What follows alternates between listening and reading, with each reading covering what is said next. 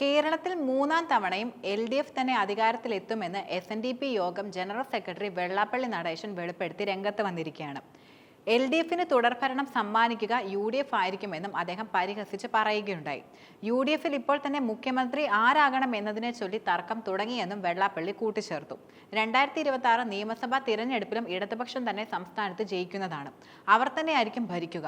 അത് UDFന്റെ ദോഷം കൊണ്ട് മാത്രമാണ്. UDFൽ 5 പേർ മുഖ്യമന്ത്രിയാകുവാനായി നിൽക്കുകയാണ് ഇപ്പോൾ. KPCC പ്രസിഡന്റിനെ എപ്പോഴും ചീത്ത പറയുകയാണ് VD സതീശൻ. ഇടയ്ക്കിടെ എന്നെയും പറയും.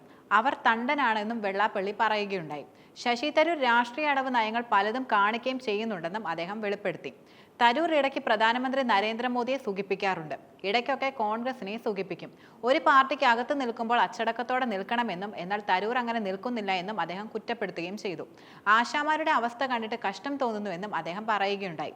ഇടതുപക്ഷ സർക്കാരാണ് പെൻഷൻ യഥാർത്ഥത്തിൽ കൂട്ടി നൽകിയത്. കാശില്ലാത്തത് കൊണ്ടാകാം ഓണറേറിയം കൂട്ടി നൽകാത്തതെന്നും കേന്ദ്രത്തിൽ നിന്ന് പണം കിട്ടിയാൽ കൊടുക്കുമായിരുന്നുവെന്നും അദ്ദേഹം വ്യക്തമാക്കുകയും ചെയ്തു.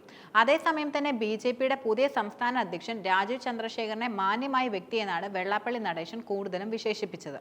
സംസ്ഥാന അധ്യക്ഷനെ തിരഞ്ഞെടുക്കുന്നത് യഥാർത്ഥത്തിൽ BJPയുടെ രാഷ്ട്രീയ കാര്യമാണ്.